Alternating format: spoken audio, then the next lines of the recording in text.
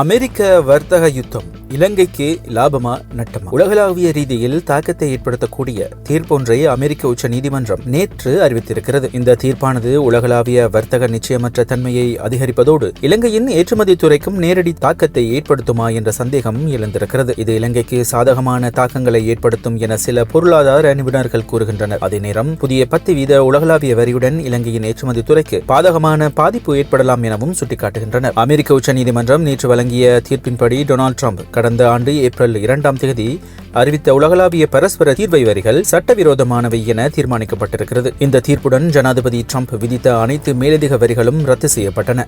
எனினும் நீதிமன்ற உத்தரவின் பின்னர் உடனடியாக அமலுக்கு வரும் வகையில் உலகளாவிய ரீதியில் புதிய 10% வரியை அறிவிக்கவும் அவர் நடவடிக்கை எடுத்திருக்கிறார். 1977ஆம் ஆண்டின் சர்வதேச அவசரகால பொருளாதார அதிகார சட்டத்தின் கீழ் இந்த வரிகளை விதித்ததாக ட்ரம்ப் குறிப்பிட்டாலும் அந்த சட்டம் தேசிய அவசர நிலையொன்றின் போது மட்டுமே பயன்படுத்தப்பட முடியும் என உச்ச நீதிமன்றம் சுட்டிக்காட்டுகிறது. பிரதம நீதியரசர் ஜோன் ராபர்ட்ஸ் தலைமையிலான 6-3 என்ற பெரும்பான்மை தீர்ப்பில் இறக்குமதி பொருட்களுக்கு வரி விதிப்பதற்கு அந்த அதிகாரங்களை பயன்படுத்தியதன் மூலம் ஜனாதிபதி தனது அரசியலமைப்பு வரம்புகளை மீறியுள்ளதாக சுட்டிக்காட்டப்பட்டுள்ளது. 2025 மே 28 அன்று மான்ஹட்டனில் உள்ள சர்வதேச வர்த்தக நீதிமன்றம் வழங்கிய தீர்ப்பையும் இந்த தீர்ப்பு மீண்டும் உறுதிப்படுத்தியிருக்கிறது. ரத்து செய்யப்பட்ட வரிகளில் இருந்து இதுவரை சுமார் $175 பில்லியன் வசூலிக்கப்பட்டுள்ளதாக தெரிவிக்கப்படுகிறது. அந்த பணத்தை திருப்பிச் செலுத்த வேண்டுமா என்பது தொடர்பில் சட்ட ரீதியான நிச்சயமற்ற நிலை நிலவுகிறது. உச்ச நீதிமன்றத்தின் தீர்ப்பை கடுமையாக விமர்சித்த ஜனாதிபதி ட்ரம்ப் இது ஒரு கவலைக்குரிய தீர்ப்பு என வர்ணித்ததுடன் வெளிநாடுகள் இதனால் மகிழ்ச்சி அடையும் எனவும் குறிப்பிட்டிருக்கிறார். இந்த வரி விதிப்பின் மூலம்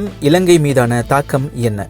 அமெரிக்காவுக்கு இலங்கைக்கும் இடையில் 88% வர்த்தக பற்றாக்குறை நிலவுவதாக கூறி இலங்கை மீது 44% வரியை விதிப்பதாக ட்ரம்ப் கடந்த ஏப்ரல் மாதம் முதலில் அறிவித்தார். பின்னர் அது 20% குறைக்கப்பட்டது. அமெரிக்காவின் வரி விதிப்பு கொள்கை மற்றும் தற்போதைய உலகளாவிய புவிசார் அரசியல், போர்ச்சூழல் ஆகியவற்றுக்கு மத்தியிலும் உலகம் முழுவதும் பாரிய நிச்சயமற்ற நிலை உருவாகி வருவதாக கொழும்பு பல்கலைக்கழக பொருளாதாரத்துறை பேராசிரியர் பிரியங்கா துனுசிங்க தெரிவித்திருக்கிறார். புதிய 10% வரி எவ்வாறு நடைமுறைப்படுத்தப்படும் என்பது குறித்து இதுவரை தெளிவான நிலைப்பாடு இல்லை என அவர் சுட்டிக்காட்டினார். விதிக்கப்பட்ட வரிகள் நீக்கப்படுமா அல்லது அதனால் ஏற்பட்ட நஷ்டங்களுக்கு இழப்பீடு வழங்க நடவடிக்கை எடுக்கப்படுமா என்பது பற்றி இன்னும் தெளிவில்லை என பேராசிரியர் கூறினார். எவ்வாறாயினும் அமெரிக்க உச்ச நீதிமன்றத்தின் தீர்ப்பு நிச்சயமாக அந்நாட்டின் வரி கொள்கையை மாற்றுவதில் தாக்கத்தை ஏற்படுத்தும் என அவர் சுட்டிக்காட்டினார். இது இலங்கை போன்ற சிறிய சிறந்த பொருளாதாரங்களை கொண்ட நாடுகளுக்கு கடுமையான பாதிப்புகளை ஏற்படுத்தக்கூடும் எனவும் அவர் எச்சரித்தார். பேராசிரியர் டியூடர் வீரசிங்க அமெரிக்காவின் 10% இறக்குமதி வரி மற்றும் புவிசார் அரசியல் கொள்கைகள் காரணமாக உலக பொருளாதாரம் ஒரு சிக்கலான கட்டத்தை எட்டியுள்ளதாக பேராசிரியர் டியூடர் வீரசிங்க தெரிவித்திருக்கிறார். ஜனாதிபதி டொனால்ட் ட்ரம்ப் முன்னெடுக்கும் புவிசார் அரசியல் கொள்கையினால்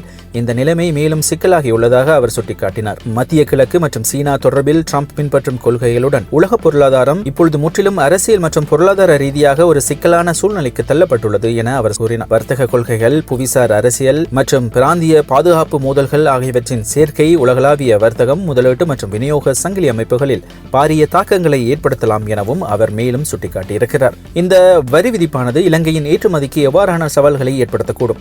10% வரி அமெரிக்காவால் இலங்கைக்கு ஏற்படுத்தக்கூடிய பாதிப்புகள் குறித்து கருத்து தெரிவித்த பேராதனை பல்கலைக்கழக பேராசிரியர் வசந்த அத்துக்கோரல 150 நாட்களுக்குள் இந்த நிலைமை உலக பொருளாதாரத்தில் பாரிய நெருக்கடியை ஏற்படுத்தலாம் என்றார். இந்த நிலைமை இலங்கையின் ஏற்றுமதி துறையில் கணிசமான தாக்கத்தை ஏற்படுத்தக்கூடும் எனவும் குறிப்பாக அமெரிக்க சந்தையை நம்பியிருக்கும் ஏற்றுமதி துறைக்கு இது சவாலாக அமையும் எனவும் அவர் சுட்டிக்காட்டினார். எனவே ஏற்றுமதியை பன்முகப்படுத்தல், புதிய வர்த்தக ஒப்பந்தங்களை உருவாக்குதல் மற்றும் ஏனைய நாடுகளுடனான பொருளாதார ஒத்துழைப்பை வலுப்படுத்தல் ஆகியன இலங்கைக்கு அவசியமானவை எனவும் அவர் வலியுறுத்தியிருக்கிறார். உச்ச நீதிமன்ற தீர்ப்பின் பின்னர் அமெரிக்க பங்கு சந்தை உயர்வடைந்த போதிலும் உலகளாவிய வர்த்தக முறையில் நிச்சயமற்ற நிலை மேலும் அதிகரிக்கும் அபாயம் உள்ளதாக பகுப்பாய்வாளர்கள் சுட்டிக்காட்டுகின்றனர். அதன்படி இந்த புதிய சூழ்நிலையில் இலங்கை உள்ளிட்ட சிறிய பொருளாதார நாடுகள் தீர்க்கமான வர்த்தக மற்றும் பொருளாதார கொள்கை நடவடிக்கைகளை மேற்கொண்டு தமது பொருளாதாரத்தை பாதுகாப்பது அவசியம் என்றும் அவர் மேலும் சுட்டிக்காட்டியிருக்கிறார்.